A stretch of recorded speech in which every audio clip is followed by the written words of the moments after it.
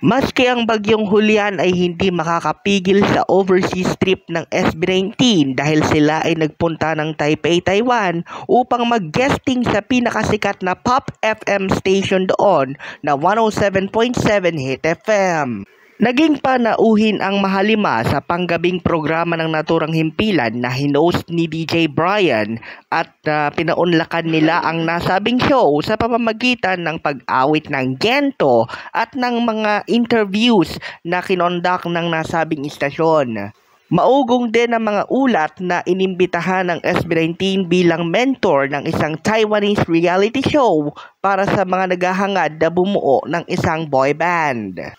Number 4 na ngayong Biyernes sa Twitter Philippines ang hashtag na SB19 on Hit FM Taiwan at gaya ng inaasahan marami sa mga 18 ang naghahanap pa rin hanggang ngayon ng mga memeable highlights at syempre ang kakyutan, kapugian at talento ng kanilang hinahangaan.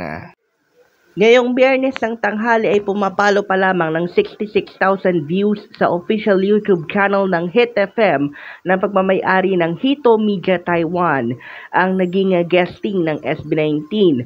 At totoo nga ang usap-usapan ng pagiging one-day mentor ng SB19 sa isang Taiwanese reality show dahil ang pamagat ng naturang palatuntunan ay Atom Boys 2. Para sa Mabuhay Radio News, sa walang takot walang pinapaboran, ito ang Senbatsu Patrol No. 2, Steven Saraspe Perez.